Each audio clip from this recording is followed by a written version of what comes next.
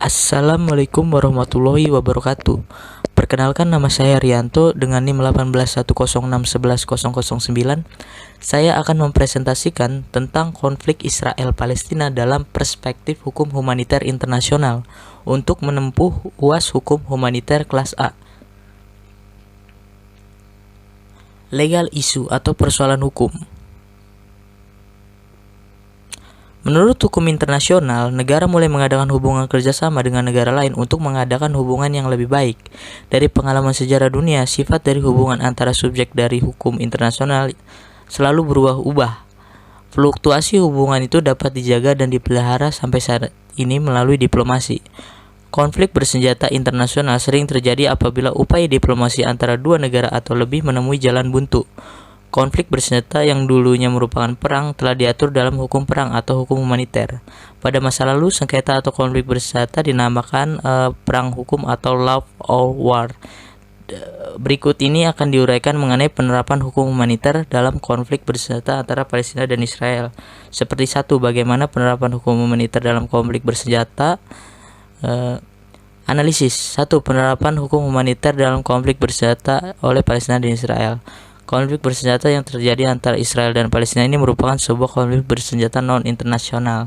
Konflik tersebut bersifat non-internasional karena yang menjadi pihak dalam berlangsungnya konflik antara Israel dan Palestina adalah Tentara Nasional Israel dengan pasukan Hamas.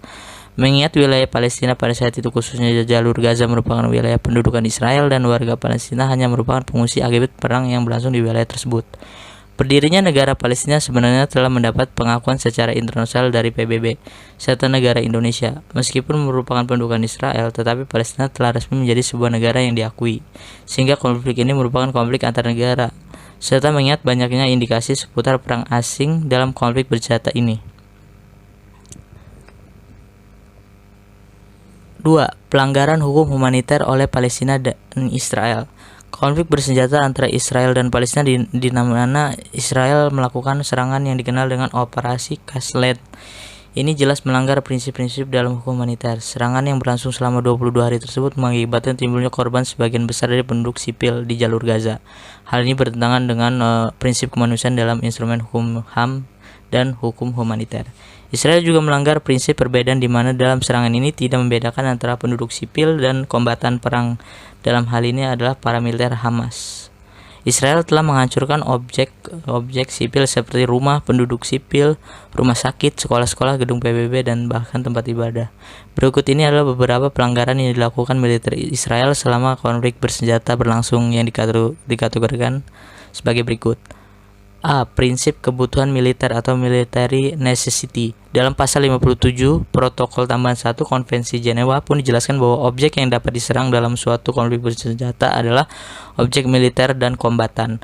Akan tetapi pada kenyataannya Israel turut menyerang objek sipil termasuk sekolah, rumah sakit, rumah penduduk, jaringan listrik, dan lainnya. 2. Prinsip kemanusiaan atau humanity. Terjadi beberapa kejadian yang dilakukan oleh militer Israel yang melanggar ketentuan prinsip kemanusiaan, yang salah satunya yaitu penghadangan bantuan-bantuan kemanusiaan yang dikirim oleh berbagai organisasi internasional yang ingin menunjukkan rasa simpatinya. C. Prinsip proporsionalitas atau proportionality. Yang dimaksud dengan prinsip ini adalah keseimbangan antara yang diterima dan diberikan dalam konflik bersenjata, di mana dalam kasus konflik antara Palestina dan Israel ini terlihat bersenjangan atau ketidakseimbangan serangan pembalasan yang dilakukan militer Israel.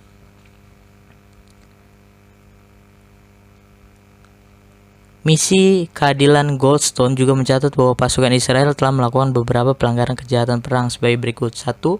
Menyerang gedung-gedung pemerintah, penjara utama, orang-orang dari otoritas, menyerang secara sembarang oleh pasukan Israel yang mengakibatkan hilangnya nyawa, korban luka pada penduduk sipil. 3. Serangan atas kesimpangan Jalan Al-Farqora di Jabalia sebelah sekolah UNRWA. 4. Menggunakan senjata tertentu seperti fosfor putih, rudal flash dan bahan peledak dari bahan logam berat. 5. Serangan terhadap dasar kehidupan sipil di Gaza. 6. Perampasan kebebasan, di mana penduduk Gaza ditahan selama operasi Castle.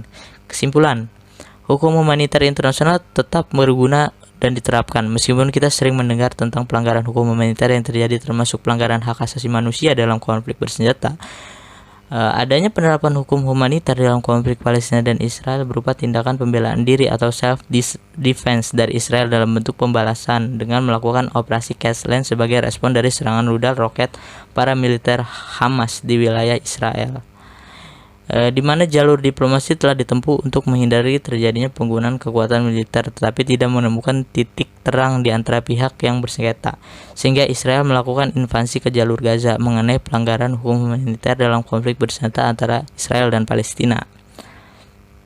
Saran, melihat begitu banyaknya pelanggaran dalam hukum humaniter yang terjadi dalam konflik Palestina dan Israel, maka perlu adanya pihak ataupun suatu pengadilan internasional yang benar-benar mampu menegakkan hukum humaniter internasional secara adil dan tegas, sehingga akibat-akibat konflik bersenjata tidak diinginkan dapat dicegah dan tidak terulang kembali.